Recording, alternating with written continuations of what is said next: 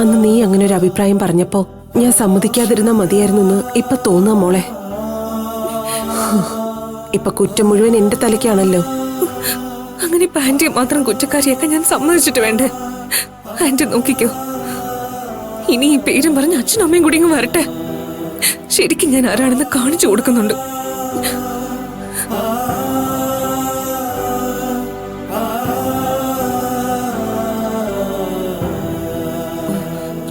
എണീക്കണ്ട, കിടന്നോളൂ കിടന്നോളൂ. മോളെ, നിന്റെ അച്ഛൻ നിനക്കറിയാലോ, അവനാണെങ്കിൽ ഒരർത്ഥമില്ലാത്തവനാ. ഇത് ആരോ അവനെ കീ കൊടുത്ത് വിട്ടതാവാനും സാധ്യതയുള്ളൂ. മാനസയുടെ മേലുള്ള അവകാശം അവർക്കുള്ളതുപോലെ മറ്റാർക്കും ഇല്ലെങ്കിലേ അതായിരിക്കും അവരുടെ ആയുധവും. മോളെ, മോളുടെ ഇപ്പോഴത്തെ മാനസികാവസ്ഥ എല്ലാവർക്കും നന്നായിട്ട് മനസ്സിലാവുന്നുണ്ട്. എന്നാലും പറയാ, വെറുതെ മോള് ടെൻഷനാവരുത്. എന്തു വന്നാലും ധൈര്യമായിട്ട് നമ്മൾ നേരിടണം. എനിക്ക് ധൈര്യക്കുറവൊന്നുമില്ല. ഇത് ഞാൻ എന്റെ ഇഷ്ടപ്രകാരം എടുത്ത തീരുമാനം. അതിനെ ആർക്കും ചോദ്യം ചെയ്യാൻ ഒരു അവകാശവും ഇല്ല. അവരിപ്പം രണ്ടറ്റവും പിടിവിട്ടാ നിൽക്കുന്നത്. അപ്പൊ പിന്നെ ഉറപ്പായിട്ട് സൂക്ഷിക്കേണ്ടത് നമ്മൾ തന്നെയാ. എന്നോട് ചോദിക്കുന്നവരോട് എന്താ പറയണ്ടെന്ന് എനിക്കറിയാം.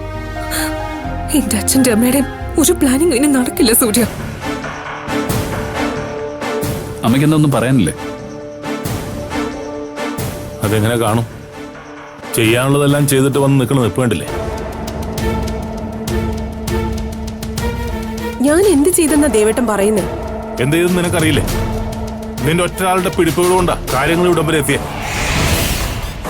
എന്നിട്ടും മിണ്ടാതെ നിൽക്കണം നിൽപ്പേണ്ടില്ലേ? അമ്മയ്ക്കിപ്പോഴും ഇതിന്റെ ഗൗരവം മനസ്സിലായിട്ടില്ല അച്ഛാ. എന്താടാ, ഞാൻ ഒന്നും അറിയാത്ത കൊച്ചുകുട്ടിയാണോ? അറിയാമായിരുന്നെങ്കിൽ അമ്മ ഇങ്ങനെയൊന്നും ചെയ്യില്ലായിരുന്നല്ലോ. അമ്മയ്ക്കിപ്പോഴും സ്വന്തം തറവാട്, സ്വന്തം കുടുംബം, അതൊക്കെ ചിന്തയുള്ളൂ. അവിടെ മറ്റുള്ളവരുടെ ജീവിതമൊന്നും ഒരു വിഷയമേ അല്ല. അതേടാ, എനിക്ക് അങ്ങനെയുള്ള ചിന്തകളൊക്കെ തന്നെയാ ഉള്ളത്. അതിലിപ്പോ എന്താ തെറ്റ്? ഇവിടെ എനിക്ക് ശരിയെന്ന് തോന്നിയത് മാത്രമേ ഞാൻ ചെയ്തിട്ടുള്ളൂ. ഈ കാണിച്ചതൊക്കെയാണ് അതിന്റെ ശരി. അങ്കിളെ വേണ്ട, ആന്റി ചെയ്തതൊക്കെ ശരിയായിരുന്നു എന്നല്ലേ ആന്റി ഇപ്പോഴും പറയുന്നത്? അതെ, ഞാനും മാനസമോളും കൂടി ചെയ്തതില് ഒരു തെറ്റും തോന്നുന്നില്ല. എന്റെ തലമുറയെ നിലനിർത്താൻ വേണ്ടി ഞാൻ ഏതറ്റം വരെയും പോകാൻ തയ്യാറായിരുന്നു. എന്നിട്ടിപ്പോ എവിടെയാ നിൽക്കുന്നതെന്ന് നമ്മ കണ്ടല്ലോ. ഇനിയിപ്പോ ഏത് നിമിഷം കോടതി കൂടി കയറാൻ അമ്മ തയ്യാറായിക്കോ? ഇല്ല സൂര്യ, ഞാൻ കാരണം ഒരിക്കലും ആന്റി കോടതി കയറില്ല. പിന്നെ നീ എന്ത് ചെയ്യാൻ പോകുന്നു? നിന്റെ അച്ഛനും അമ്മയും കേസ് കൊടുത്താൽ ഉറപ്പായിട്ടും കോടതി കയറി ഇറങ്ങേണ്ടി വരും. അങ്ങനെ വന്നാ ഞാൻ കോടതി കയറിക്കോളാം.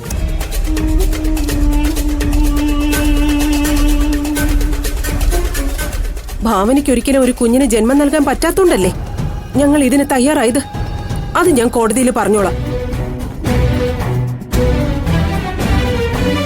എന്തുകൊണ്ടാണ് ഭാവനയ്ക്ക് അങ്ങനെ സംഭവിച്ചെന്ന് അമ്മ മറന്നുപോയോ? സൂര്യ വേണ്ട, എപ്പോഴെപ്പോഴും ഇങ്ങനെ ഒരേ കാര്യം തന്നെ പറഞ്ഞുകൊണ്ടിരുന്നിട്ട് ഒരു കാര്യമില്ല. ഇതല്ലേ ഭാവന ഇവിടുത്തെ വിഷയം. അപ്പൊ പിന്നെ സംസാരിക്കേണ്ടി വന്നാൽ സംസാരിക്കണ്ടേ?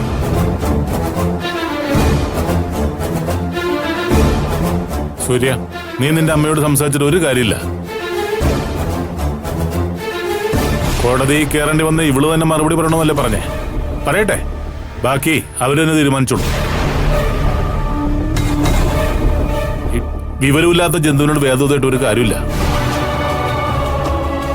അങ്കിൾ, അച്ഛനും അമ്മയും അങ്ങനെ ഞങ്ങളെ കോടതി കയറ്റിയ അവിടെ എന്താ പറയണ്ടെന്ന് എനിക്കറിയാം.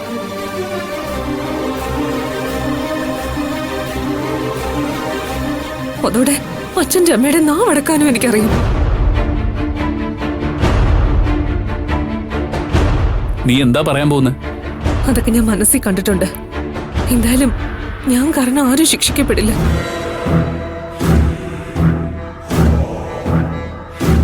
ചെയ്യാനുള്ളതെല്ലാം ചെയ്തിട്ട് അവസാനം നിങ്ങളുടെ ജീവിതം വെച്ചാ കളിക്കാൻ പോകുന്നെങ്കിൽ എനിക്കറിയാം എന്താ വേണ്ടെന്ന്.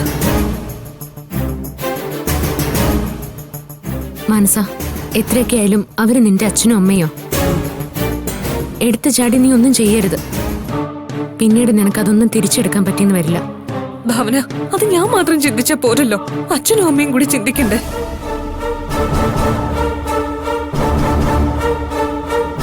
അവർക്കിപ്പോ എന്റെ ഭാവിയല്ല പ്രധാനം, അതിപ്പോ എനിക്ക് മനസ്സിലായി. അവരാദ്യം കേസ് കൊടുക്കട്ടെ, എന്നിട്ട് എന്താ വേണ്ടെന്ന് ഞാൻ ആലോചിച്ചോളാം.